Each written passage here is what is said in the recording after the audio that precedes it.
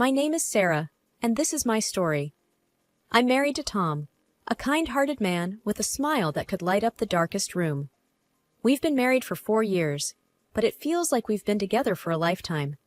We met at a local coffee shop, bumped into each other by accident, and the rest, as they say, is history. But there's one part of my life that feels more like a recurring bad dream. Martha, Tom's mom. Martha is, well, she's a character. Since we got married, she's had this habit of dropping by unannounced. It was annoying at first, but now it's just part of our daily routine. She's got something to say about everything and anything I do, and it's never praise. It was just another Tuesday evening. I was in the kitchen, the aroma of roasted chicken filling the air, setting the table for 3. Tom was on his way home, and Martha, of course, decided to pop in. "Chicken, Sarah? Again?" Martha walked into the kitchen, her voice dripping with disappointment. "If it were me, I'd have made pork. Tom loves my pork roast." I tried to keep my cool. "Tom likes chicken too, Martha, and it's healthier." She clicked her tongue, moving closer to inspect the salad. "Lettuce and tomatoes. How original." Just then, Tom walked in. "Something smells good," he said, wrapping his arms around me. He kissed my cheek before noticing his mother. "Mom, what a surprise." "Not a good one, apparently," Martha muttered, eyeing the chicken like it had personally offended her. Tom caught my eye, a silent plea there. "Be nice to her," it said.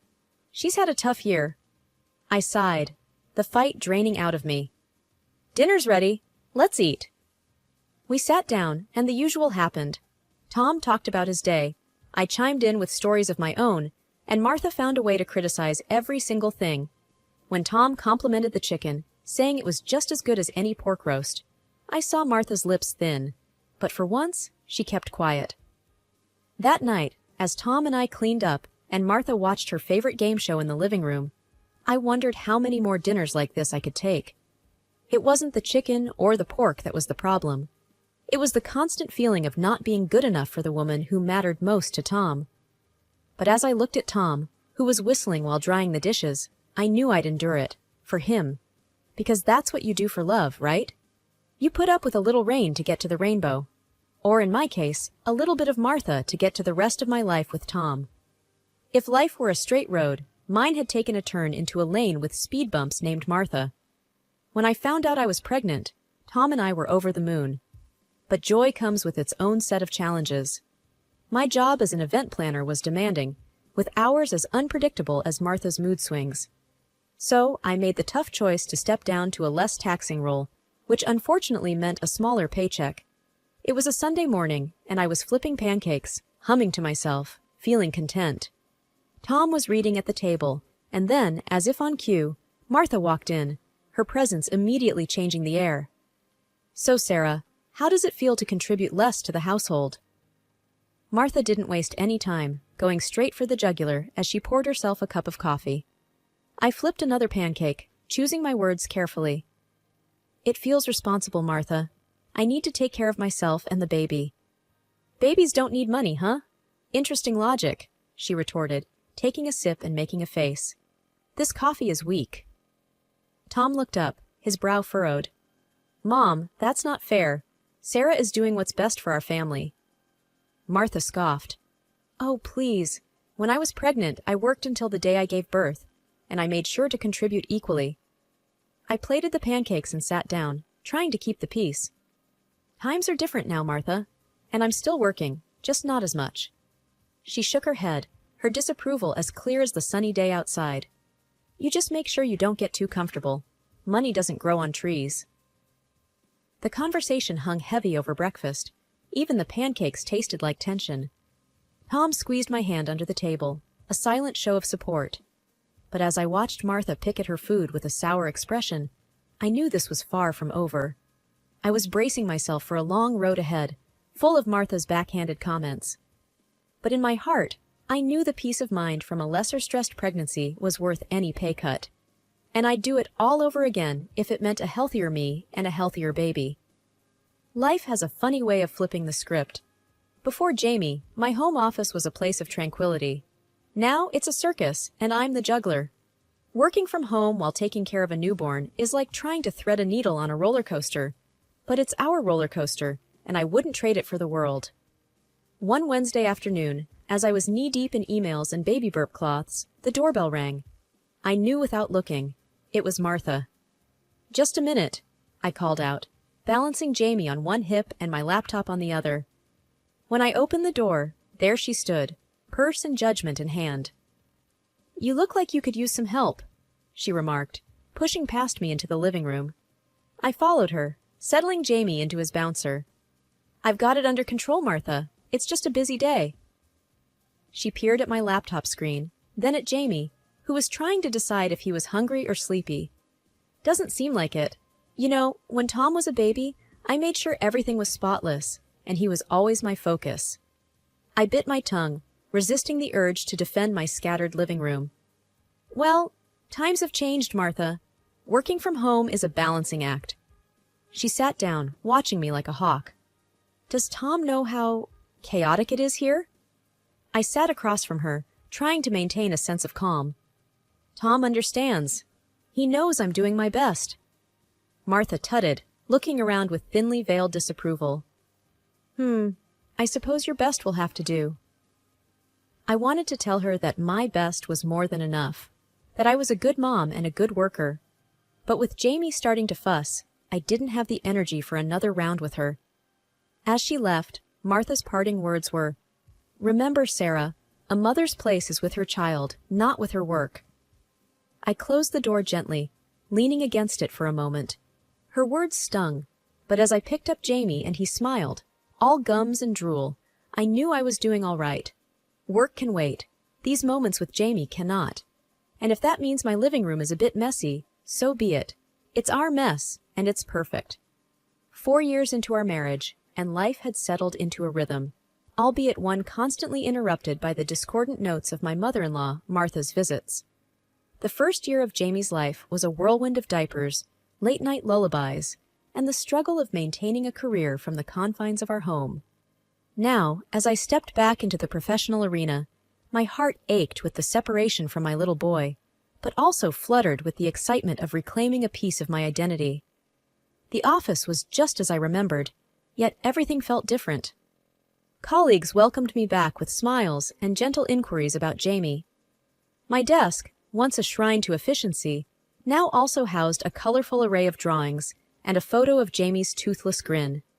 Each email I sent was punctuated by thoughts of him, each project plan a reminder of the plans I had for his future. Arriving home that evening felt like crossing a finish line.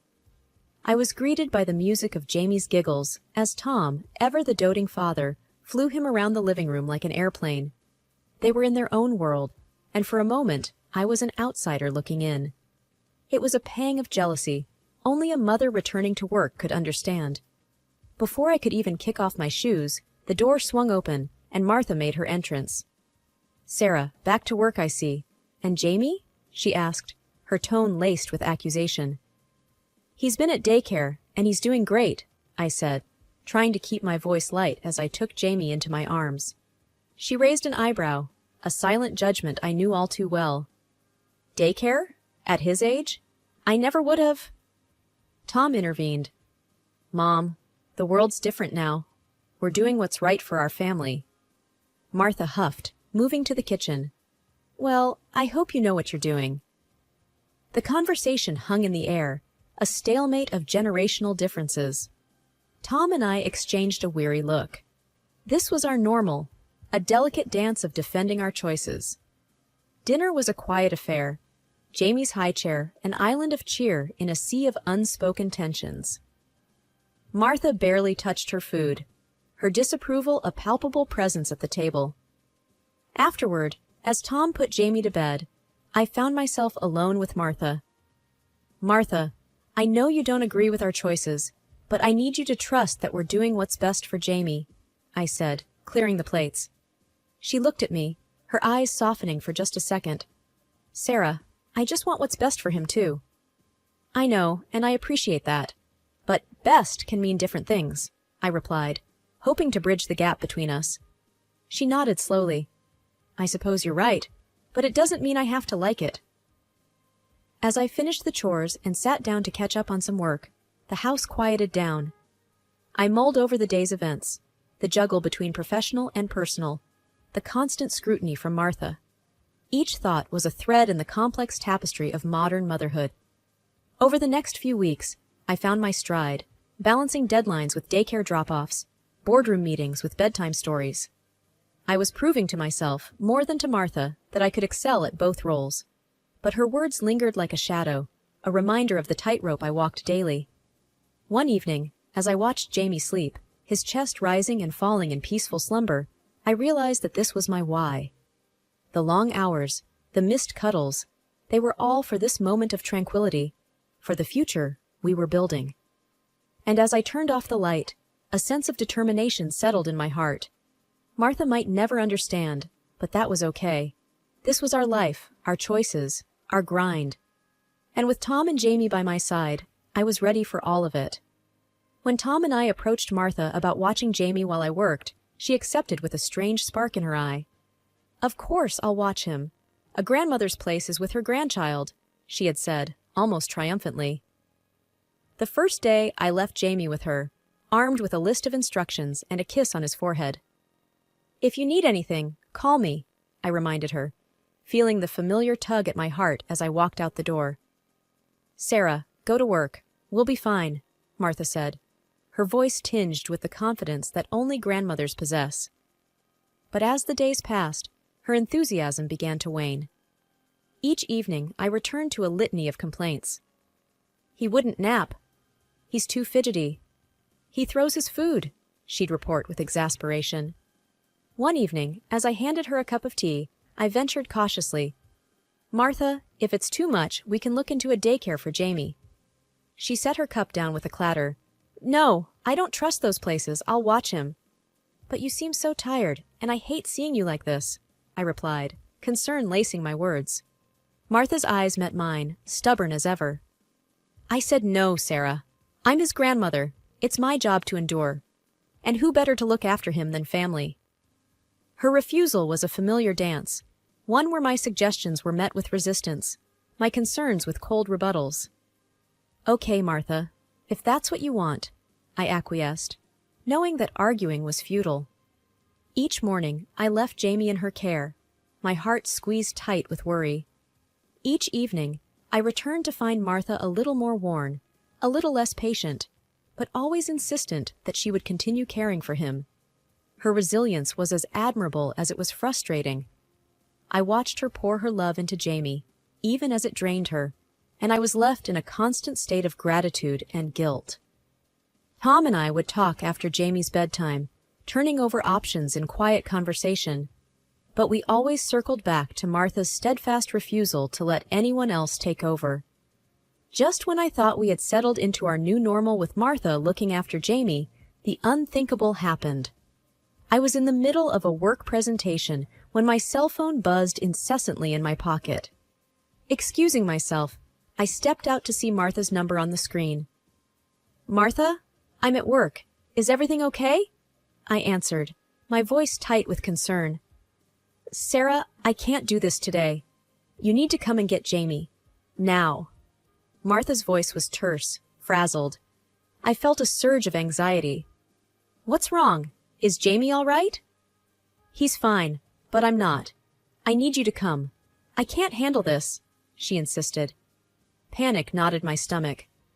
"I can't just leave work at a moment's notice, Martha. Can it wait until my lunch break?" There was a pause, and then, "You'll regret not coming," she said ominously, and hung up. My heart raced. I called back, no answer. I called the daycare to see if they could take Jamie last minute. They could, but I needed to drop him off. I rushed back to my presentation, my mind far from work. An hour later, as soon as I could, I hurried to my car, calling Martha again. Still no answer. Then, a call from an unknown number stopped me dead in my tracks. "Mrs. Thomas? This is Officer Daniels. We have Jamie here at the police station. A woman brought him in, said she couldn't care for him anymore." My breath caught in my throat. "I'll be right there." I sped to the station, thoughts whirling in chaos. Tom met me there, his face pale with worry. "Mr. and Mrs. Thomas?" The officer greeted us. "Your son is safe. The woman, she said she was the grandmother, left him here. She claimed she was feeling unwell." Relief flooded me at the sight of Jamie in the officer's arms, unharmed. "Thank you," I managed to say, taking Jamie into my embrace. Tom and I exchanged a look, the same question in our eyes. What do we do about Martha? We found her at home, sitting on the sofa, flipping through a magazine. "Mom, what happened? Why did you leave Jamie at the police station?" Tom's voice was a mix of anger and disbelief. Martha looked up, unfazed. "I told Sarah I couldn't do it. I wasn't feeling well, and I needed rest." "But you left our son with the police," I exclaimed, still holding Jamie tightly. She shrugged.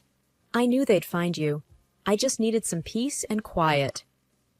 Tom ran his hands through his hair, frustration etched on his face. "You can't just abandon a child, Mom, especially not your grandson." Martha sighed, a theatrical display of exhaustion. "Well, I told you I needed you to come, Sarah. You should have come." The implication that this was my fault stung, and I realized then that Martha's manipulations knew no bounds. This wasn't just about her being tired or ill, it was about control. As we put Jamie to bed that night, his small frame snuggled between us. The severity of Martha's actions sank in. This was a breach of trust that couldn't be mended with apologies or excuses. We had to protect our little family, and unfortunately, that meant setting boundaries with Martha. She had taken her opposition to me too far, and we couldn't risk Jamie's safety on her whims. The morning after the police station incident, our house was steeped in a heavy silence. Tom and I sat at the kitchen table, cups of coffee untouched, while Jamie played with his toys on the floor, blissfully unaware of the storm brewing around him. "We need to talk to her, Tom. What she did." I started, the anger from the night before simmering in my voice. Tom nodded, his face grim. "I know. I'll call her." He dialed Martha's number, and I could hear the faint sound of a ringtone from the living room where she slept. There was a click, and then her voice. "Tom, what is it?" "Mom, why didn't you tell us you were feeling unwell before taking Jamie to the police?" Tom's voice was steady, but I could hear the underlying strain. There was a pause on the other end. I just needed to rest. I thought they would call you immediately." Martha's voice was a mix of defensiveness and weariness. "But that's not the way to handle it, Mom. You scared us to death." Tom pressed on. "I didn't mean to." Martha's voice cracked, and I wasn't sure if it was genuine remorse or another act. Tom sighed. "We're going to see what the officers at the station say. They mentioned there was a recording." Martha was silent again, and then, "Fine. Do what you need to do." The call ended, and Tom and I got ready to go to the station. We needed answers. At the station, Officer Daniels greeted us. "We have the footage from when she brought Jamie in. You should see this." We braced ourselves as the officer played the video. There was Martha, looking calm and collected as she handed Jamie over to the officer. Her voice was clear, devoid of distress. "I can't do this anymore. He's the grandson." My heart sank. There was no sign of the sick, distressed grandmother she had claimed to be. "We need a copy of this," Tom said, his voice hard. Back home, Martha was pacing the living room. When we walked in, she turned to us, a question in her eyes. "We saw the footage, Martha," I said, my voice cold. "You weren't sick. You weren't in distress. You lied." Martha's face fell, and then, unexpectedly, she sat down, her shoulders slumping. I couldn't handle it.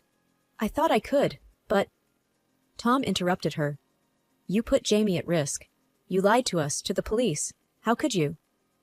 Tears streamed down Martha's face, but the theatrics didn't move us this time. "I'm sorry," she whispered. But it was too late. The trust was broken. That evening, after Martha had packed her things and left, Tom, Jamie, and I sat in the living room, a tight little circle. We didn't say much, but we didn't need to. We had each other, and we would move forward, together. The truth had been painful, but it had also set us free. It had only been a few days since Martha had left when she unexpectedly reappeared at our doorstep. As if the incident had never occurred, she stood there with a smile, offering to watch Jamie. "Martha, what are you doing here?" I asked, my voice steady despite the turmoil inside. "I've come to help with Jamie, like before. You obviously need the help," she said, brushing past me into the house. I was dumbfounded.